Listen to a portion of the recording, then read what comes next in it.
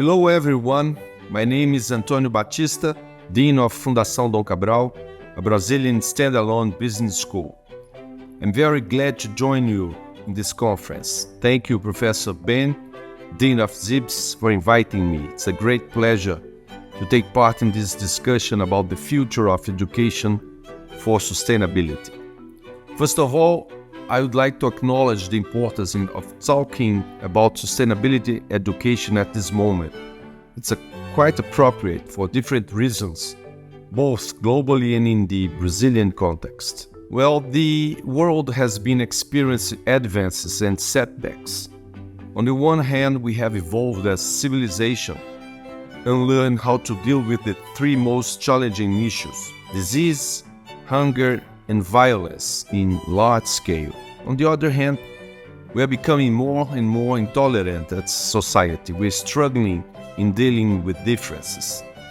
Climate emergencies present profound challenges that demand urgent attention. From rising temperatures and extreme weather events to biodiversity losses, the impact of our planet is alarming. Allow me to outline my perspective on three major movements of the times we are living in. One is the climate emergency. Humanity's environmental footprint is increasingly unsustainable, placing an unbearable demand on natural resources and causing ecosystem degradation. This negatively impacts the well-being of 3 billion people. Two, we are witnessing the creation of an enormous and unfair economic and social disparity in society. Additionally, it's crucial to consider the challenges posed by the aging population. Three, technology. While responsible for incredible achievements, has also led to unprecedented challenges. It has improved human connection, communication, access to education, healthcare, and above all, is disrupting the way companies do business. However, technology poses a significant threat to specific groups and nations. Technological advancement has resulted in the replacement of workers by machine across various sectors. What does all of this have to do with business schools? Business schools are not isolated institutions. We are part of society and have connections with a vast ecosystem. Our responsibility is to provide the most important service, in my opinion, which is education. Education is powerful because it has the capacity to transform people.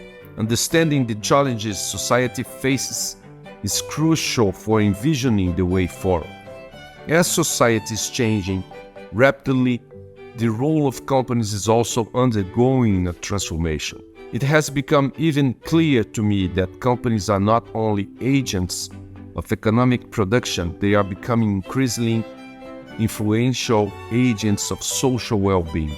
Executives are not only pressured to deliver short-term outcomes, but they are also being asked to establish sustainable legacies for their companies and society. Consequently, they are challenged to shift concepts and reimagine new practices.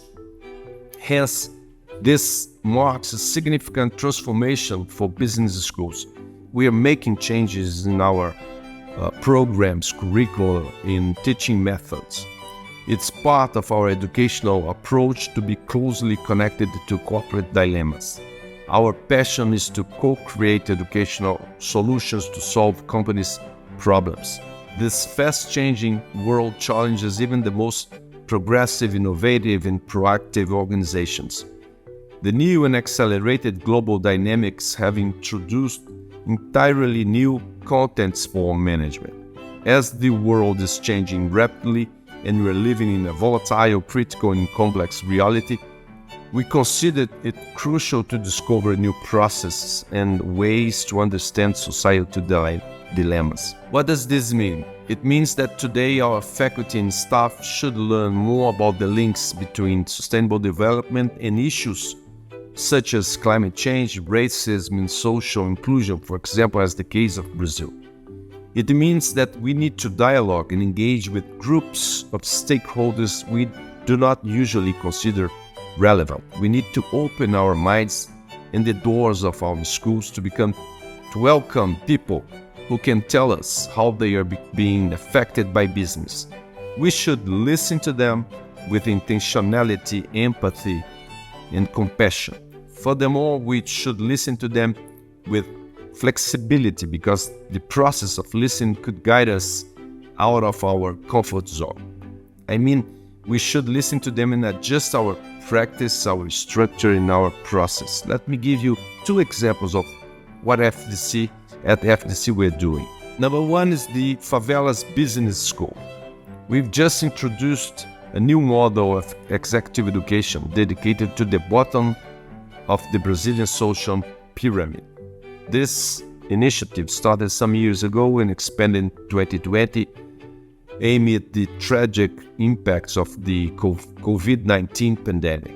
We provide executive education to entrepreneurial individuals living in the Brazilian favelas, the slums, through a digital platform accessed by mobile devices. This platform delivers courses and offers business support, management training with mentorship. Just this year, we have reached over 30,000 entrepreneurs. This movement was not undertaken alone. We do not operate this innovative business model with traditional partners. The key to our success lies in co-creating educational solutions with underprivileged people. We have established connections with and work alongside leaders in the Brazilian Black community movement. They have educated our team about life in the streets, the impact of urban violence, and the lack of trust in business and political leaders. Last year, we collaborated with the largest Brazilian NGO in the slums ecosystem, launching the Favelas Business School, teaching entrepreneurship to men and women. Together, we should reach 5,000 favelas in Brazil.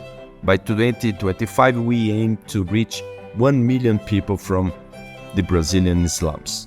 To support this new executive education model, we have designed a different business model. It relies on FDC's direct investment, partnerships with large organizations, and donations from individuals. It's essential to emphasize that students in social education hold the same level of importance as participants in executive education. Number 2, second experience I would like to share with you is our initiative with CEOs from large companies, the CEOs Legacy Initiative. This initiative brings together CEOs from prominent organizations who recognize their responsibility in contributing to societal development.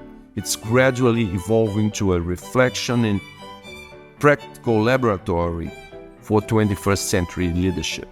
Ethical and responsible leadership that not only delivers value to shareholders, but also generates value for other stakeholders, thereby contributing to society's balance and development. Approximately 50 CEOs are actively participating in this initiative. Together, FDC and the CEOs are exploring improved ways to lead companies, placing people at the center of business decisions. Last year, we collaboratively designed an executive program focused on developing C-level executives who could contribute to social inclusion in Brazil by becoming inclusive leaders.